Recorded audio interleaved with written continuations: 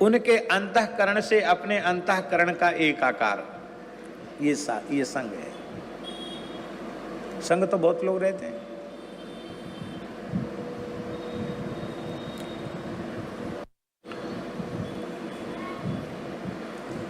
उड़िया बाबा सिद्ध पुरुष थे, उनसे बड़ा ज्ञानी, उनसे बड़ा भक्त उस काल में खोजना मुश्किल था। अद्भुत महापुरुष थे उड़िया बाबा। हमने दर्शन नहीं किया, लेकिन जिन महापुरुषों ने उनका दर्शन किया वो कहते हैं उनका जीवन चरित्र पढ़ने योग्य है। उड़िया बाबा के वचनामृत भी पढ़ने योग्य हैं। अद्भुत महापुरुष थे।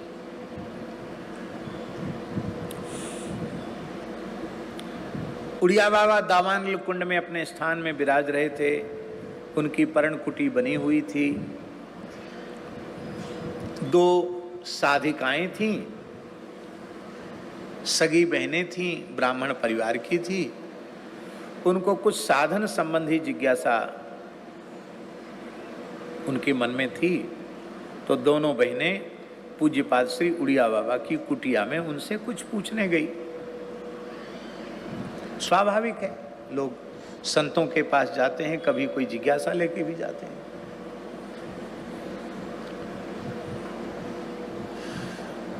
उड़िया बाबा की सेवा में एक ब्रह्मचारी थे, बहुत अच्छे निष्ठापूर्वक सेवा करते थे। तो उन बहनों ने कहा कि हमको कुछ अनुभूति वाली बात है, कहना है। तो स्वामी जी ने ब्रह्मचारी को इशारा किया कि तुम बाहर चले जाओ। वो बाहर चले गए। स्वामी जी से चर्चा हुई और वो बहनें चली गई।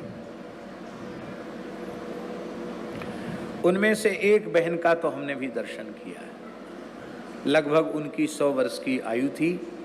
देदामई वाली माता जी, वो भी जीवन मुक्त महापुरुष थी। एक तो पधार गई थी, एक थी। उनका दर्शन करने हम गए। अब उनका शरीर नहीं है। बड़ा दिव्य जीवन था। आप सोचिए, आजकल बुरा नहीं मानना, आजकल माताएं साधु सन्यासी का वेश बनाकर घूमती हैं। उड़िया बाबा की आज्ञा से अपने पिता माता के घर में रहकर उन्होंने साधन किया। एक ही गांव में, देदामई जैसे गांव में वो रह गई। 40 वर्ष एक घर में हो गया। गांव के क्या, घर के किसी व्यक्ति ने नहीं देखा कि वो कैसी हैं। 40 वर्ष तक।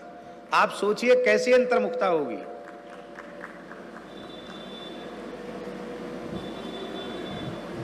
उनका दर्शन करने गए, कच्चे घर में थी और एक सेवानिवृत्त कमिश्नर थे, वो साधक की रहनी से रह के वहां झाड़ू लगा रहे थे। पता चला ये कमिश्नर हैं।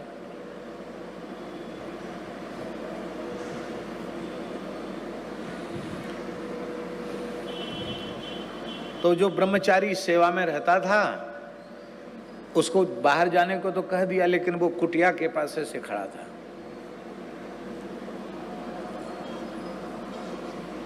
बाबा जी क्या बात करते हैं, ये बहनें क्या बात करती हैं बाबा जी से। वो तो चली गई। ब्रह्मचारी फिर सेवा में आए। उड़िया बाबा बोले, इस शरीर की सेवा करते हैं आप? हाँ जी जी स्वामी जी। बोले घोर नरक में जाओगे। क्या कहा? घोर नरक में जाओगे। उसके तो बेचारे के रोंगटे खड़े हो गए। बोले महाराज इसलिए सेवा थोड़ी करते, हम घोर नरक में जाएंगे।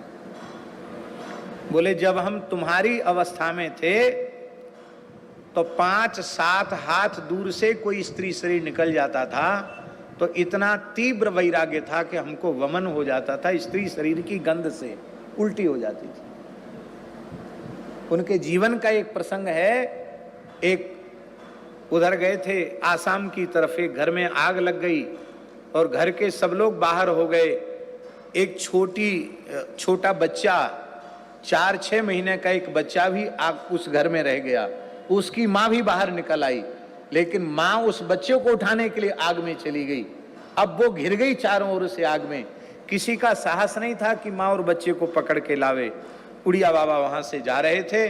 बाबा ने चीख सुनी तो बाबा धधकते हुए आग वाले घर में भीतर चले गए और उस माता को उसके बालक के सहित सुरक्षित हाथ पकड़ के निकाल के बाहर ले आए। लेकिन इसके बाद उन्हें स्मरण हुआ, सन्यासी को काष्ठकी स्त्री का भी स्पर्श नहीं करना चाहिए। मैंने सन्यास धर्म का अतिक्रमण किया, 3 दिन निर्जल उपवास किया, एक आसन पर 3 दिन 3 रात तक लगातार बैठे रहे। ये उनका तीव्र साधन था। बोले उस समय यह अवस्था थी।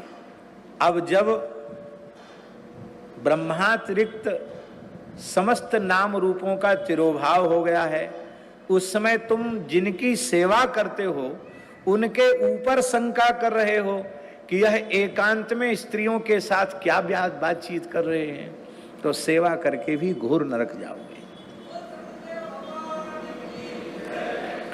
यद्यपि उड़िया बाबा तो सिद्ध थे, हम स्वयं के लिए और अपने जैसे जो अपरिपक्व लोग हैं उनके लिए हम यह निवेदन करते हैं कि कथनचित जीवन मुक्तावस्था प्राप्त हो जाए, भगवत प्राप्त पुरुष हो जाएं, तो ही जो मर्यादा शास्त्र की है उसका अतिक्रमण नहीं करना चाहिए, उसका आदर करना चाहिए। भगवत प्राप्त पुरुषों को भी स्त्री शरीर से प्रत्यक्ष अपने शरीर की सेवा नहीं लेनी चाहिए, एक बात। और माताओं से भी हमारी प्रार्थना है, आप खूब संतों में सद्भाव रखो, पिता मानो, भगवान मानो, गुरु मानो, पर चाहे जितना ऊंचा सिद्ध हो, संत हो, महात्मा हो, आपको प्रत्यक्ष शरीर की सेवा करनी है तो अपने पतिदेव की सेवा करें या अपने पूज्य पिता माता की सेवा करें, अपने सास ससुर की सेवा करें। किसी साधु का पैर छूना या उसके शरीर की प्रत्यक्ष सेवा करना ये नारी का धर्म नहीं है। आज हम लोग शास्त्र की मर्यादा का अतिक्रमण कर रहे हैं, उसका दुष्परिणाम यह हो रहा है कि सभ्य समाज में कोई एक व्यक्ति गलती करता है तो उससे पूरा वेश कलंकित होता है और फिर सबको शर्म से, लज्जा से सिर नीचे करना पड़ता है। इसलिए शास्त्र की जो प्राचीन मर्यादाएं हैं, उन मर्यादाओं को बिना किसी आग्रह दुराग्रह के उन त्रिकालदर्शी ऋषियों ने जीव जगत के कल्याण के लिए ही यह बातें बताई हैं, ऐसा मान करके हमें स्वीकार करना चाहिए।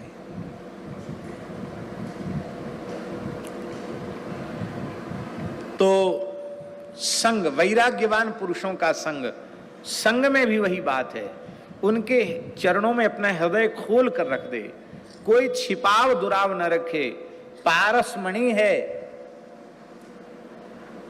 और लोहा है, लोहे को पारसमणि से स्पर्श कराया जाए तो तत्काल अव्यवहित उत्तर क्षण में लौह स्वर्ण बन जाएगा। लेकिन लोहे पर कवर चढ़ा हुआ हो तो, वो कपड़े में लपटा हो या अखबार ही लपेटा गया हो तो आवरण युक्त लौह को स्पर्शमणि से छिवाया जाएगा तो वह सोना नहीं बनेगा। इसी तरह कपट रहित होकर के संतों का, गुरुजनों का संग करेंगे तो आप चाहे जैसे लोहा हो तत्काल सोना बन जाएंगे। सोना नहीं, आप पारस बन जाएंगे जी। पारस में और संत में बहुत अंतरो जान, वह लोहा सुवर्ण करे वे करें आप समान।